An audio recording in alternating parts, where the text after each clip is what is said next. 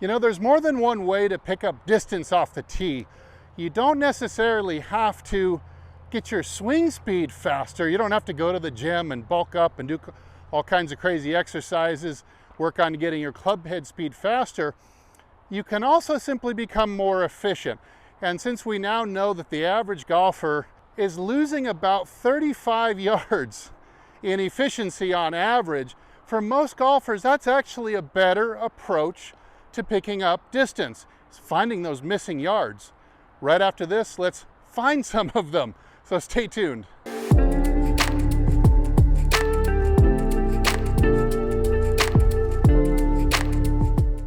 Hey, welcome back to the channel. I'm Steve from hititlonger.com. Thanks for joining me as I continue my journey to hit it longer and straighter, not only off the tee, but all the way through to the green, because hitting the ball long and straight like that for 18 holes is a lot of fun. Join us by hitting the subscribe button, liking this video at the end if you got some benefit, and of course leave a comment down below, especially if you have a question. All right, so up here in the corner of the screen, I'm gonna put up, maybe over here in this corner, I'm gonna put up the TrackMan chart for kind of maximum potential distance at each 5 miles per hour of club head speed. So we know from like Arcos data and other those club apps that the average male golfer, this is male golfer, swings, in the low 90s, around 92 miles an hour or so. But the average golfer doesn't hit the ball 220 off the tee with that 92 miles per hour. So let's just go check the chart. You look up on this chart at 90 miles per hour, so that's being conservative.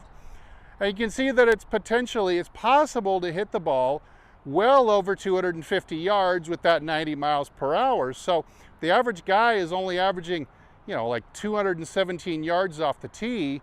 If you were going to try to pick up that missing 35 or even 40 yards of distance, boy, if you try to do this with club head speed, it's going to take something like, 13 or 15 miles an hour. That's a deal breaker for most people. You're just simply not going to pick up 13 or 15 miles an hour very easily. So let's figure out, by using this chart, how we're going to become a more efficient driver.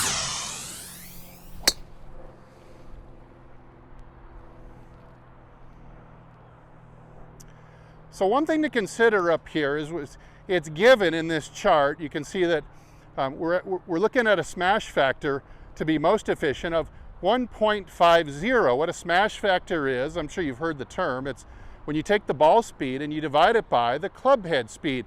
So in this case, you see at 90 miles per hour, they've got a potential of about 134 miles an hour. So just barely under 1.50 smash. It's just nice to round up. It's a nice even figure to remember, 1.5. Now most golfers are not getting 1.5, they're getting closer to 1.40 or even below 1.40 smash. In other words, that 92 miles an hour or 90 miles an hour, let's round down, is not turning into 135 miles an hour, it's turning into 125 or maybe 120. This is mostly because the average golfer is simply not hitting the sweet spot close enough to create that maximum ball speed. And even with today's mammoth drivers with the big sweet spots and all the promises, average golfer is still down in the low 1.4s or even the high 1.3s because they're hitting the ball simply too far from the sweet spot. Now this is easy to check. Not only should you check with some spray powder, you get the Dr. Scholl's Odorex foot spray powder, spray a good coating on the face of your club, hit several balls, you'll be able to see where it is on the face that you're hitting them. Not just to see how far away from center you're hitting them, but you might be able to identify a trend. Maybe you're hitting it low in the heel, from the center down to low in the heel, and a lot of balls are towards the heel. This will give you a good idea on how you might be able to fix your swing or do something about it once you know what the trend is.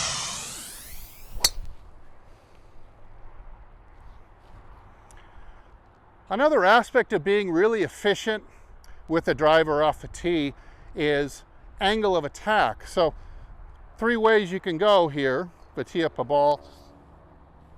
You could hit the ball on the down, which is what the average golfer does. They hit the ball on the down. You could hit the ball on the level as the club comes down and levels down, or The best way of doing it is if you can catch that ball on the way up. You can see in the chart again that catching the ball on the way up substantially at 90 miles an hour gives you an enormous boost in yardage. It looks in this case like it's somewhere around 25 yards, simply from taking yourself from hitting down to hitting up. Now, 25 yards, it's a lot of distance without even doing anything to your swing. A couple of ideas to get that angle of attack more upwards. Number one, you want to get the ball position more aggressively forward. I like to put it at least to the big toe. I don't like instep, and I especially don't like further inside than that. But let's get that ball more forward and make sure that you've got a little bit of tilt behind it so the head stays a little more behind the ball. That'll kind of give you a good head start on the problem of hitting more upwards on the ball. There's other factors involved, but those are for another video. All right, so now we get into launch angle and spin rate. Super important for maximizing your driving distance. Again, at 90 miles per hour, we're looking to take the average golfer from, let's say, 215 to 220 yards and consistently get them to 240 at least. I think the average golfer can at least get to 240, if not 250. Now, looking back at the chart, especially in the negative angle of attack line that I've highlighted here, you can see that the launch angle is much lower and the spin rate is much higher than if you go to the upwards angle of attack. Has a much higher launch angle that's optimal and a much lower rate of spin. So your angle of attack is going to contribute to what your launch and spin needs to be, and we can kind of reverse that by changing the angle of attack. The way it mostly works is like this. As I start to hit up more and more on the ball, let's say I have a 12-inch tee and I'm going to hit up on it 30 degrees like this, something like that, crazy, like Bryson DeChambeau's trying to do right now. I have a good upwards healthy angle of attack. It means I'm going to launch the ball very, very high because I'm adding more loft at the moment of impact to the driver. Therefore, I might end up with too high of a ball flight, and I can start bringing it down by taking less loft. Getting the spin rate down is going to help you pick up a lot of that missing distance. So if you're going to get the spin rate down, you better get the launch angle up. And if you're going to get the launch angle up, you've got to get the angle of attack up to launch it high in the air. You see how all these things kind of interplay with each other. And as you're learning to do a little bit different swing or a little different setup, you might find that you've got to upgrade your gear to fit these new ideas. All right, and of course there's the environment that leads, that's quite a big difference in a golfer's average drive. If you're playing somewhere that's very wet or the fairways are not cut very short, lots of humidity maybe, in Florida or something, typically the ball doesn't roll out in Florida like it does in California or Arizona. All right, I'm gonna go back and hit a few more and see if I can become more and more efficient with my tee shots. Not only just wanna be fast, but I wanna take every yardage, squeeze every yard out of that mile per hour that I'm getting so that I don't have to swing so hard to hit it out there. Hey, thanks for watching my channel. I really do appreciate it. Don't forget to check out my website, hititlonger.com, where I've got over 100 more videos and articles with some great content that I think is gonna help push your game forward. And as always, hey, I'll either see you in the next video or I'll see you longer and straighter down the fairway. Everybody take care.